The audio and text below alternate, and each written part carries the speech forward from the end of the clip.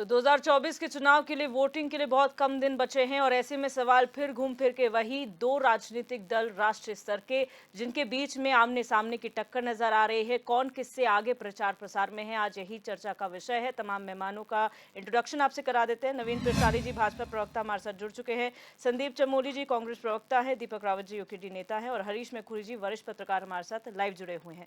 आप सभी मेहमानों का इस चर्चा में स्वागत है।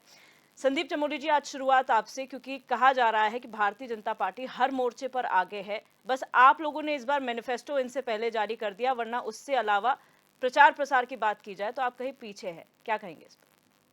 दिव्यदर्शनी, किसी भी राजनीतिक दल का जो सबसे पहले कर्तव्य होता है, जो वचन पत्र उनका होता है, जिसे वचन पत्र को, जिसे मैनिफेस्टो को हम कहते हैं, उस वचन पत्र को जारी करने की जो सबसे प्रमुख प्रक्रिया है। क्योंकि मैं अगर कोई संगठन, अगर कोई दल चुनाव में जा रहा है तो हम जनता से क्या वादे करेंगे कि आप अगर हमें मत देंगे हम आपके लिए ये करेंगे। इन वादों के साथ कोई भी राजनीतिक दल चुनाव में जाता है।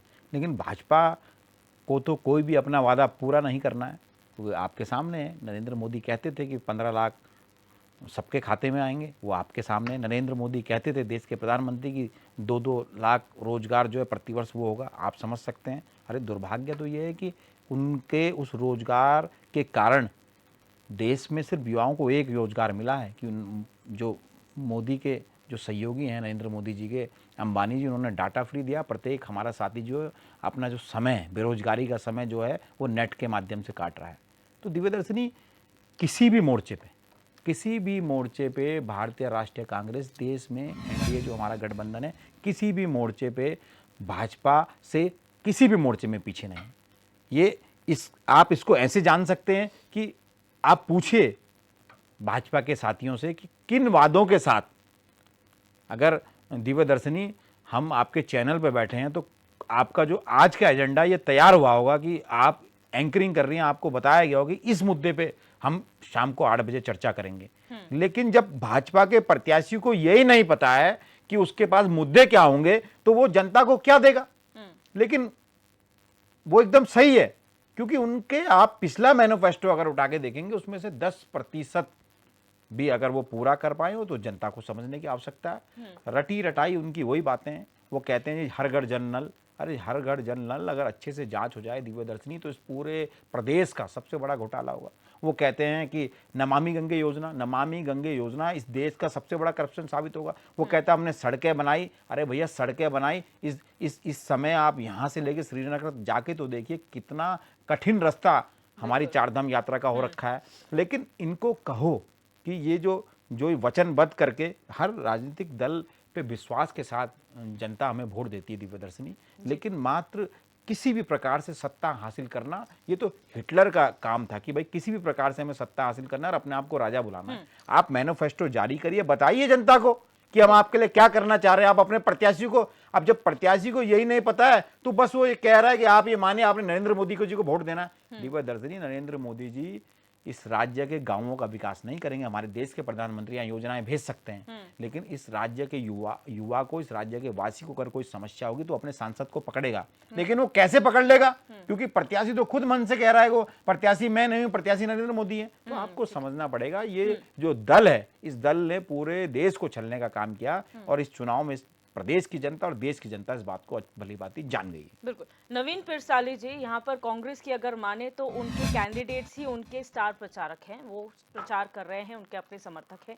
फिर भारतीय जनता पार्टी को क्यों लगता है कि कांग्रेस कहीं नजर नहीं आ रही है फील्ड पर?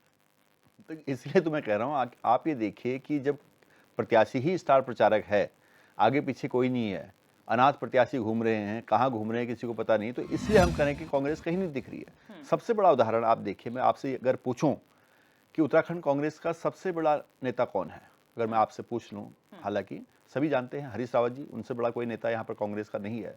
वो खुद मान चुके हैं कि कांग्रेस पार्टी ढीली हो पड़ चुकी है, उनकी चाल सुस्त हो चुकी है, कांग्रेस के प्रत्याशी सुस्त हो गए हैं। इसका सीधा सा मतलब यह है कि कोई भी बच्चा भी निकाल लेगा कि कांग्रेस पीछे हो गई है।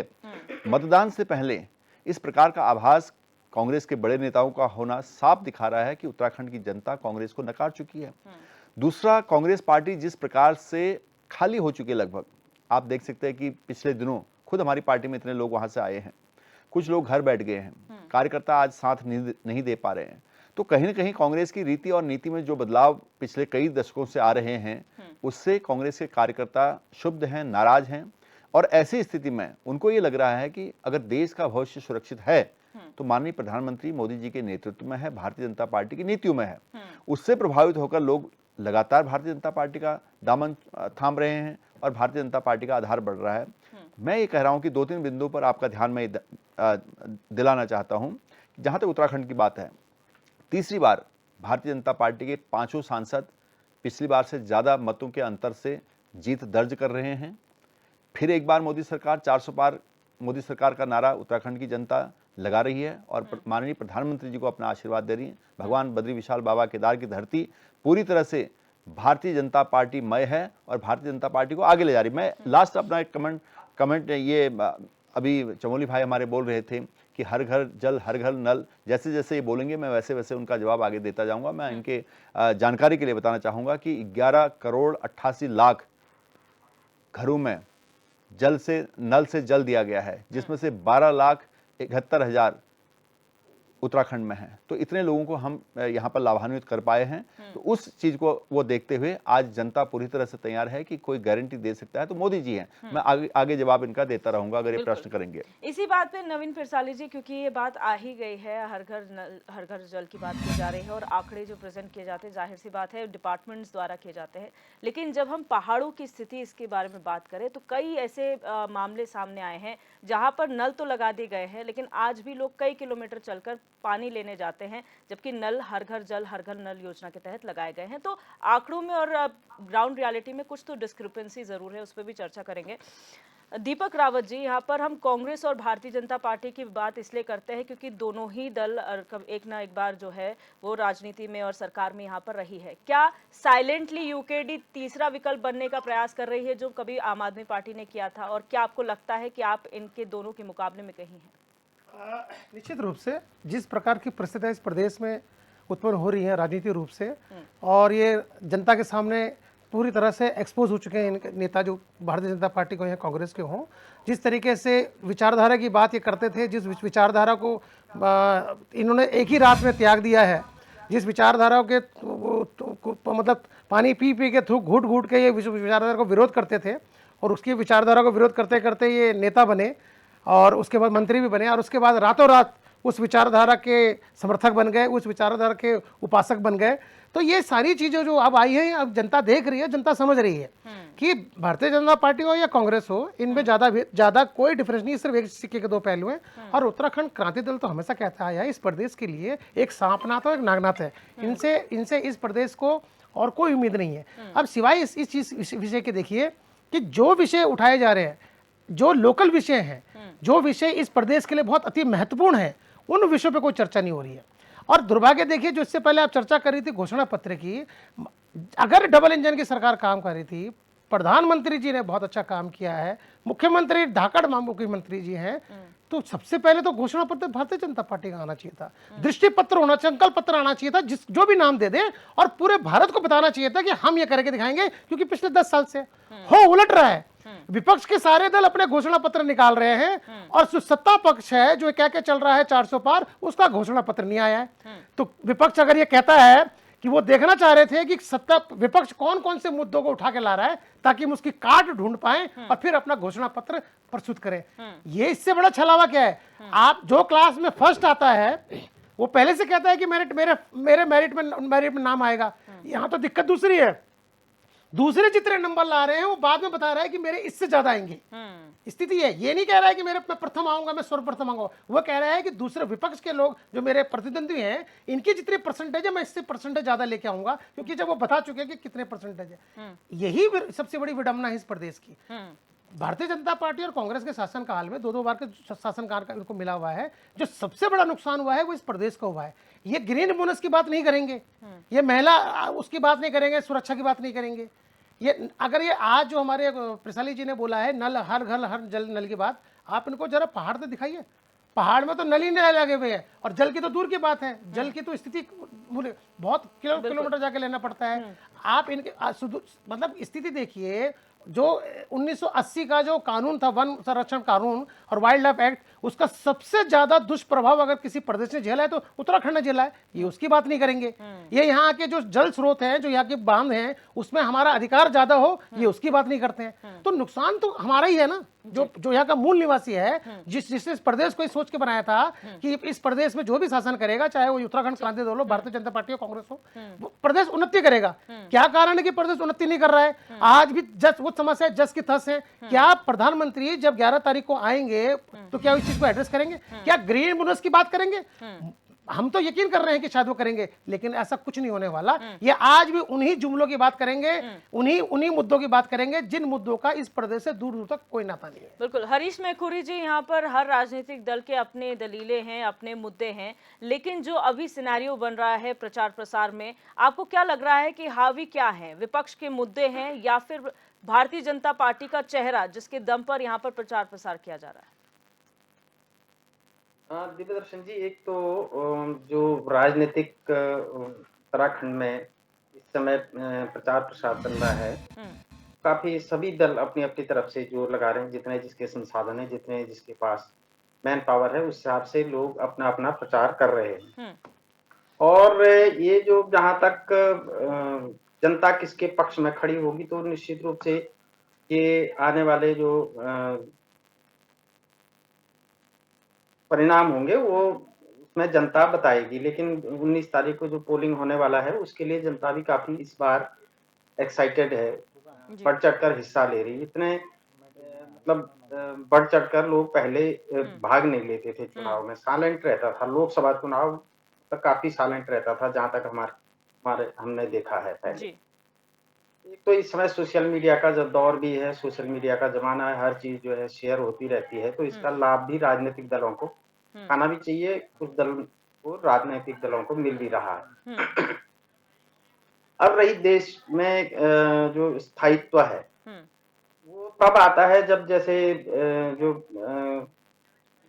देश में शांति रहे, अंदरूनी शांति रहे। एक तो बम विस्फोट की घटनाएं पिछले 10 सालों में कम हुई, तो उससे जो हमारी इंडस्ट्री है वो ग्रो कर रही है, और आप देख रहे होंगे सड़कें भी थोड़ा सा चौड़ी हो रही है, तो इसका लाभ जनता को मिलता है अल्टीमेटली।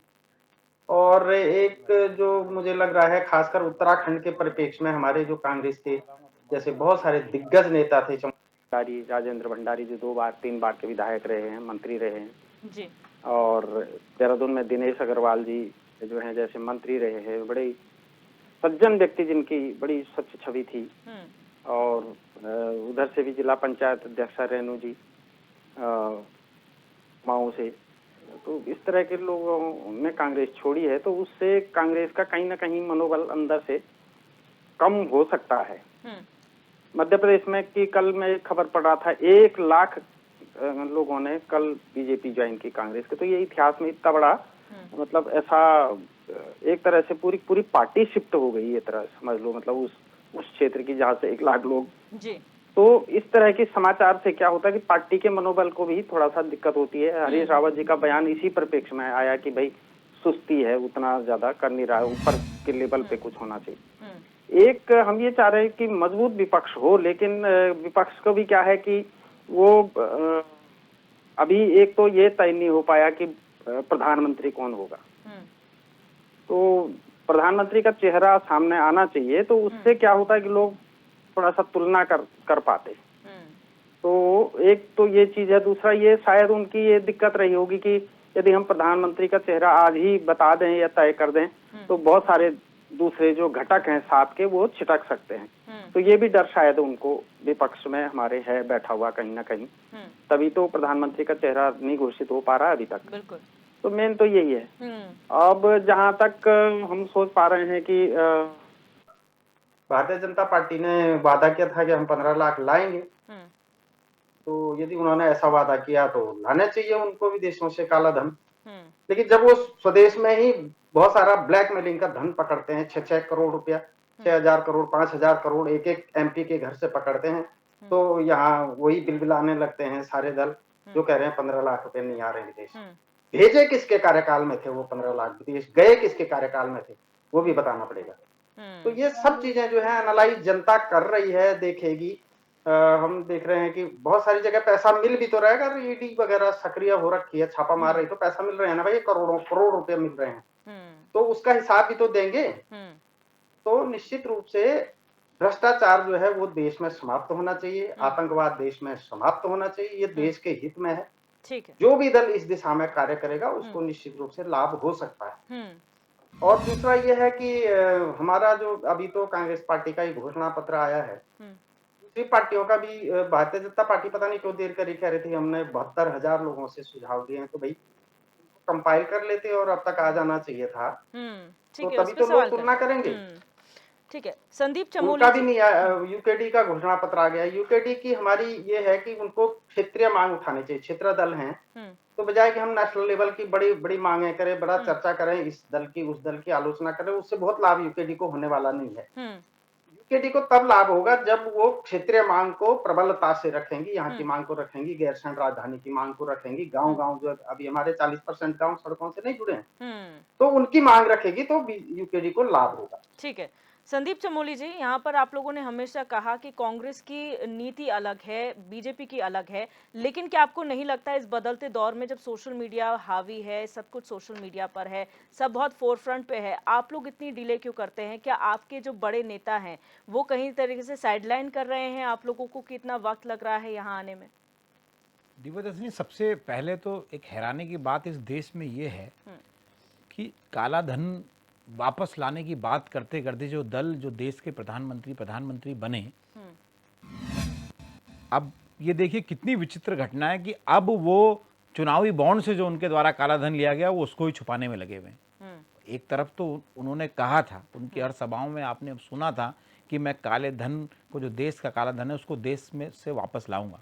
वो काला धन तो नहीं आया, तीसरा कार्यकाल प्रारंभ होने वाला है, लेकिन अब उनको जो काला धन मिला है उस काले धन को किस प्रकार से बचाया जाए, इसकी लड़ाई उन्होंने सुप्रीम कोर्ट, हाई कोर्ट तक लड़ी है। तो आप समझ सकते हैं कि देश में किस प्रकार के लोग देश की सत्ता पे शासन कर रहे हैं। इससे बड़ा हंसने वाली, हास्यास्पद जो बात है, मुझे लग रहा है दिव्यदर्शनी कोई नहीं सुनती।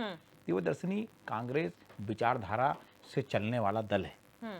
आप इस टाइम वर्तमान स्थिति अगर हमारे राज्य की देखेंगे, जैसे हमारे यूकेडी के साथी बड़े भाई ने कहा, आजीवन ये लोग हमारा विरोध करते रहे, लेकिन अब वर्तमान समय में ये कांग्रेस के एक वार्ड के अध्यक्ष से लेकर और एक विधानसभा के प्रत्याशी तो घर घर से उठाने का काम कर रहे हैं। आपको जान के हैरानी होगी दिव्यदर्शनी कि भाजपा मुख्यालय में एक ऐसा फ्रंटल भी बन गया है, प्रकोष्ठ जिसे कहते हैं राजनीतिक भाषा में, जिसमें यह है कि कौन से कांग्रेसियों को जो है अपने दल में लाया जाए।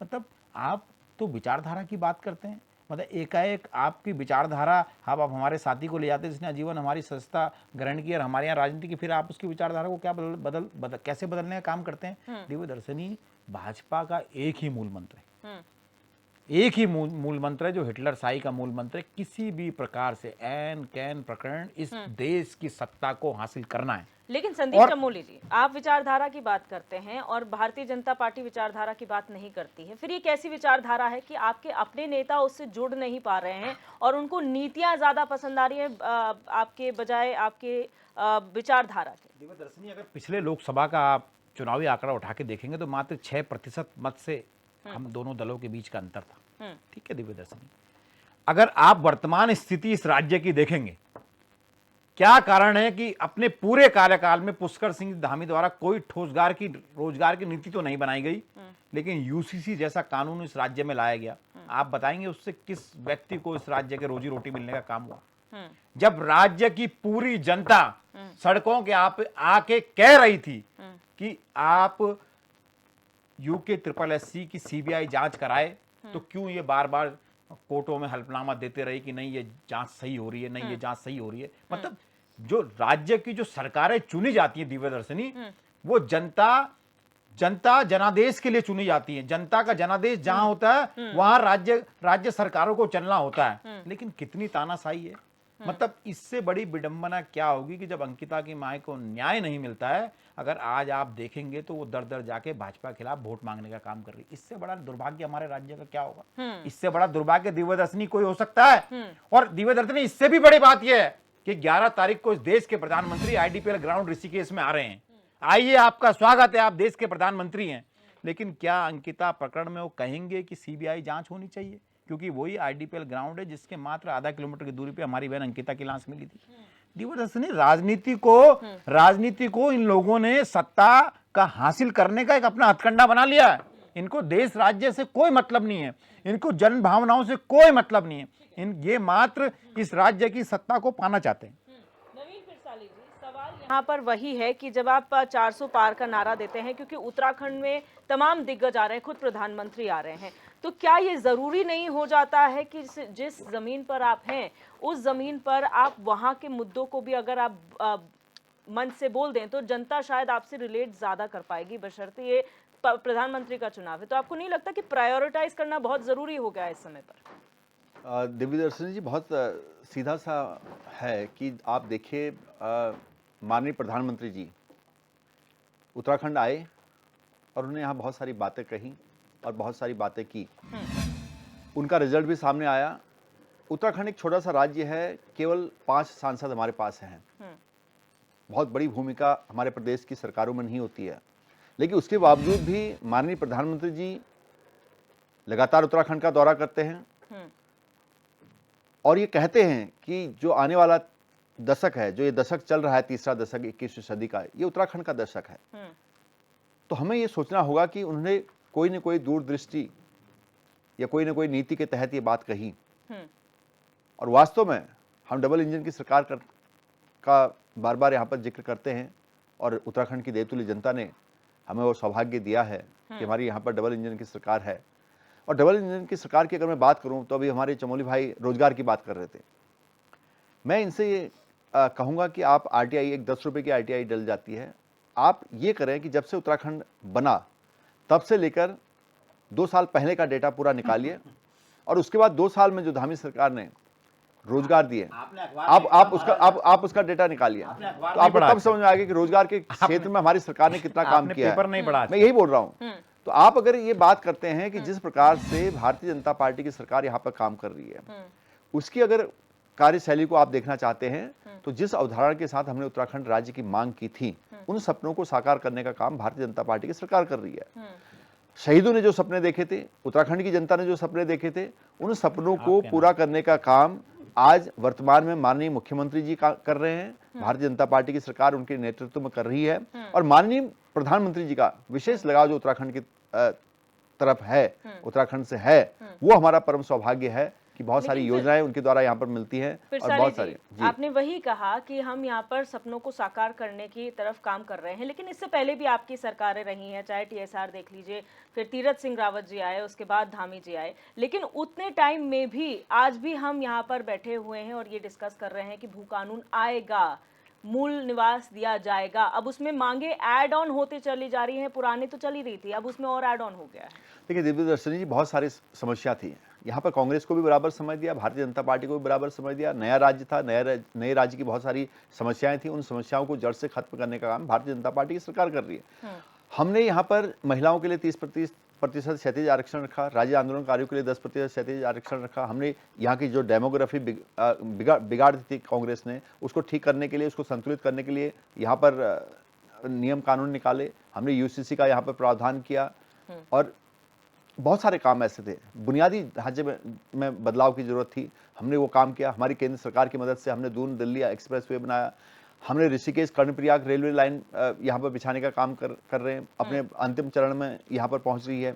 आप ये देखिए कि आज़ादी के बाद उत्तराखंड की सीमा में कांग्रेस ने 60 साल केंद्र की सत्ता में काम किया। क्या कभी एक पटरी बिछाने का काम किया? क्या 1 मीटर भी पटरी यहाँ बिछाएगी उत्तराखंड की सीमा में? कांग्रेस के प्रवक्ता यहाँ पर है, वो बताएं।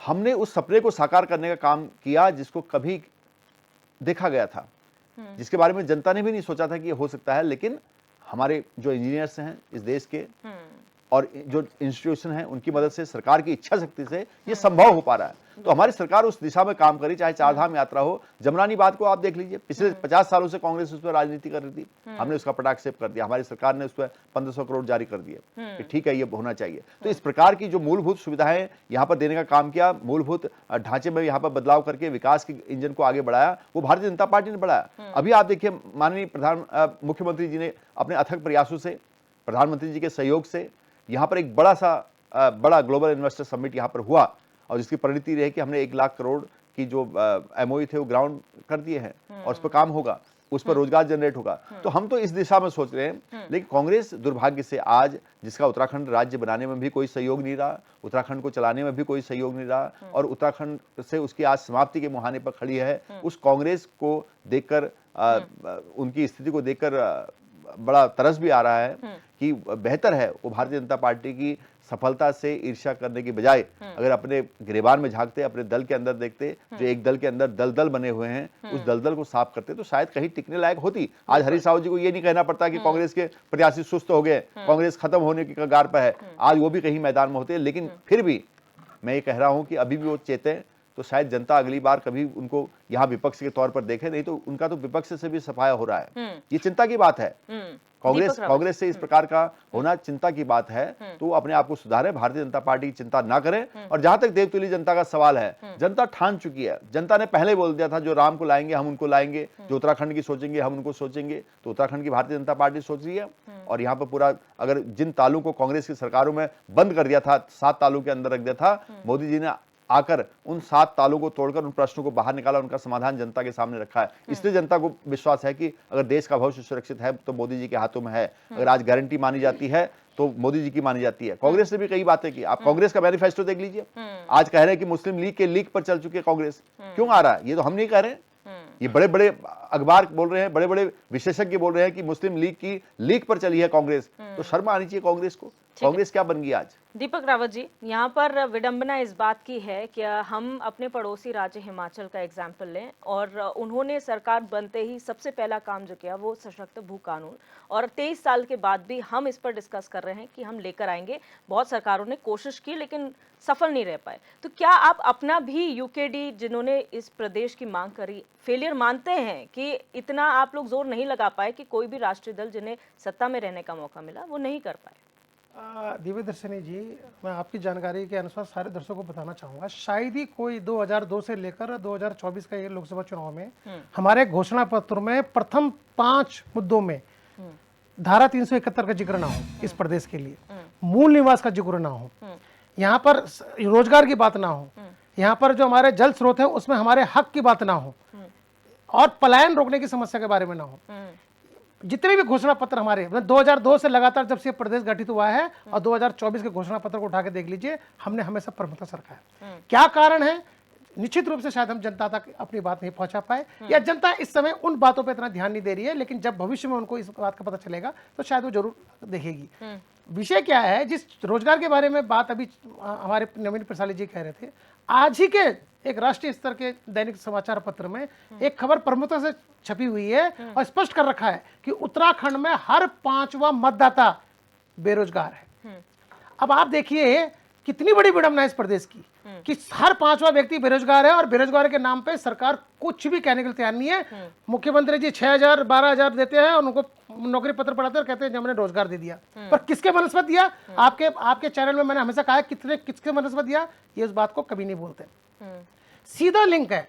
आप मुझे बताइए पलायन की समस्या का सीधा लिंक किससे है दिव्य दर्शनी जी? पलायन की समस्या का सीधा लिंक है रोजगार से। यदि किसी व्यक्ति को रोजगार नहीं मिलेगा तो वो पहाड़ से उतर के अपने पेट पालने के लिए नीचे आएगा। आपने अब वो पहाड़ से नीचे क्यों उतरेगा? जरा आप थोड़ा सा समय दीजिएगा।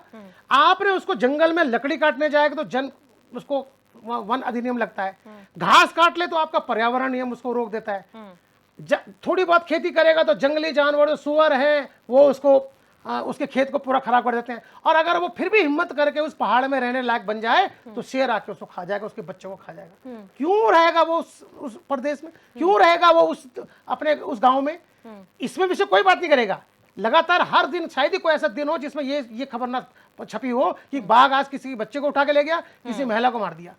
जब वहां पर आप स्वास्थ्य रोजगार नहीं दे रहे हैं, जब आप वहां पर स्वास्थ्य नहीं दे रहे हैं, जब वहां पर जीवन यापन जीने के उसके सुविधाएं नहीं दे रहे हैं तो वो पलायन करेगा। और फिर आप पलायन आयोग बना के अपना पल्ला झाड़ देते हैं। तो जब रोजगार पूर्वक नीति नहीं बनेगी, रोजगार में यहाँ का मूल निवासी नहीं होगा, केंद्र में मूल निवासी नहीं होगा, तब तक इस प्रदेश की समस्याएं जस की तस रहेंगी। अच्छा दीपक रावत जी, मेरा एक छोटा सा सवाल है। आपने जिस मीडिया रिपोर्ट को कोट किया या जिस भी पेपर में वो आर्टिकल आया है, एक सर्वे तो वो भी हुआ था जो भारतीय जनता पार्टी कोट करती है कि मुख्यमंत्री के कार्यकाल में, पिछले 2 साल के कार्यकाल में जो है इतनी नौकरियां जो पहले नहीं दी गई थी अब है। तो किस मीडिया रिपोर्ट को सच माने, देखिए, किसका आधार ले? भारतीय जनता पार्टी तो राजनीतिक दल है, वो तो अपने लिए प्रचार करने के लिए कहेगा तथ्यात्मक। पर आज के समाचार पत्र में उसने तथ्यात्मक ही लिखा है, उसने तो स्रोत भी लिखा हुआ है कि चुनाव आयोग की जो अंतिम वोटर लिस्ट जो थी 22 जनवरी को, उसके आंकड़ों पे आधारित है। अगर वो गलत है तो उसको शू करिए, उसमें विपक्ष करिए। लेकिन देखिए रावत जी, रोजगार की संख्या में बात कीजिए, आप कहां घुमा रहे हैं उसको? आप रुकिए, आप कैसे घुमा रहे हैं उसको? आप प्राइवेट सेक्टर, आप सुनने की आप गवर्नमेंट सेक्टर सबको मिला रहे हैं। भारतीय जनता पार्टी के प्रवक्ता को सुनते नहीं है, सुन रहे हैं बहुत, आपको सुनना पड़ेगा।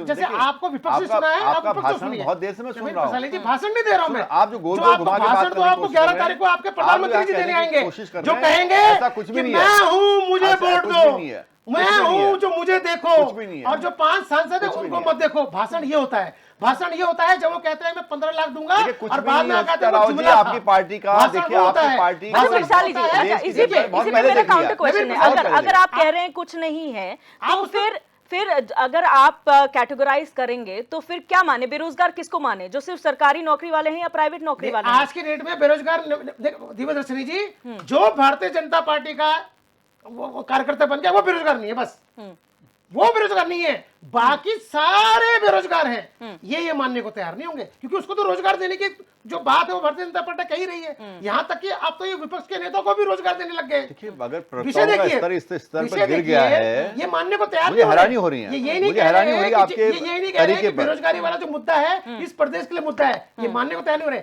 चलिए मैं बेरोजगारी भी छोड़ देता हूँ। 11 तारीख को प्रधानमंत्री जी आ रहे हैं, वरिष्ठ पत्रकार जी हमारे साथ बैठे हुए। इस प्रदेश के लिए क्या ग्रीन बोनस की डिमांड और ग्रीन बोनस की मांग जो केंद्र द्वारा दी जानी है, क्या सही है कि नहीं है, होना चाहिए नहीं होना चाहिए, इस प्रदेश के लिए जरूरी है कि नहीं है? ये विषय उठा, ये बताइए ना कि क्या ये गलत जो विषय है ये गलत ग्रीन बोनस का है कि नहीं है? आप जो यहाँ पर जितनी भी परियोजनाएं लग रही हैं, चाहे वो 5 मेगावाट की हो, 10 मेगावाट की हो या 500 मेगावाट की हो, उसमें ज्यादा से ज्यादा अधिकार यहाँ के लोगों का होना चाहिए, यहाँ के क्षेत्र का होना चाहिए। क्या ये विषय उठाने के लायक है कि नहीं है? ठीक है, इन विषयों पे कब ये कोई देखिए राहुल जी, लेकिन ये बात नहीं करेंगे। मैं यहाँ पर स्पष्टीकरण देना चाहूंगा कि जो ये बोल रहे हैं राहुल जी, जिस प्रकार से बातों को घुमाने की कोशिश कर रहे हैं, ऐसा कुछ भी नहीं है। हमारी सरकार यहाँ के रिसोर्सेज को पहले उत्तराखंड के लिए देने के लिए तैयार है और इस पर कोशिश कर रही है। नवीन प्रसाद जी, हम चाहते हैं, इसलिए हम नई परियोजना यहाँ पर सुनिए, नहीं आप सुन लीजिए, आप सुन लीजिए, आप यार बहुत सुन लिया, बहुत सुन लिया, बहुत सुन लिया। आपके पास कहने को करने को कुछ नहीं है, आपके पास कहने के लिए बहुत कुछ करने को कुछ नहीं है। आप सुन लीजिए, जवाब दीजिएगा। 2018 में आपकी सरकार ने ही एक सर्वे कराया है, उस सर्वे में यहाँ की जो वैल्यूएशन किया है वो 350 करोड़ है, 3.5 लाख करोड़ का। आप उस वैल्यूएशन को देखिएगा, आप ही सरकार ने किया है। किस चीज की वैल्यूएशन? सुनिए, ग्रीन बोनस किस बात में मिलना चाहिए? ग्रीन बोनस हम यहाँ पर पूरे पर्यावरण की सुरक्षा करने के लिए बैठे हुए हैं। सुनिए, आप सुनिए, पर्यावरणविद महोदय, मेरे को बोले थे, मैं समझ गया आपका तात्पर्य समझ गया। सुनिए, आप क्या कहना चाह रहे हैं? देखिए, आप क्या कहना चाह रहे हैं? मैं ये कह रहा हूं, क्या ये 11 तारीख को मुख्यमंत्री प्रधानमंत्री जी आ रहे हैं, वो ये यहाँ के जो धाकड़ धामी जी हैं, 2 बार उनको यहाँ पर चुन के भेजा हुआ है, क्या वो ये बात रखेंगे कि इस प्रदेश की ग्रीन बोनस अनिवार्य होना चाहिए? सुनिए, इस प्रदेश को ग्रीन बोनस भी मिलेगा। कब मिलेगा? जैसे मूल निवास मिल गया, कैसी बातें कर रहे हैं? सुनिए, मिल गया, सशक्त भू कानून कहते थे ना आप राम मंदिर कब बनेगा, बन गया ना? अब राम मंदिर बन गया ना? बन गया, आप ही लोग थे, अरे आप ही लोग तो थे, कहते थे कब बनेगा राम मंदिर, तारीख बताओ। क्या स्थिति है भाई? आप चुप रहिए, आपने यूसीसी दे सुनिए जरा, राम मंदिर बन गया ना? राम मंदिर का टॉपिक नहीं छोड़िए, राम मंदिर बन गया है, अरे आप ही लोग पूछने वाले थे और आज बन गया। कैसे बिल बुलाए? देखो कैसे बिल बुला रहे हैं। राम मंदिर भाजपा ने बनाया, भाजपा की कटौती नहीं है राम मंदिर। आप सब शांत वो बिल बुला रहे हैं।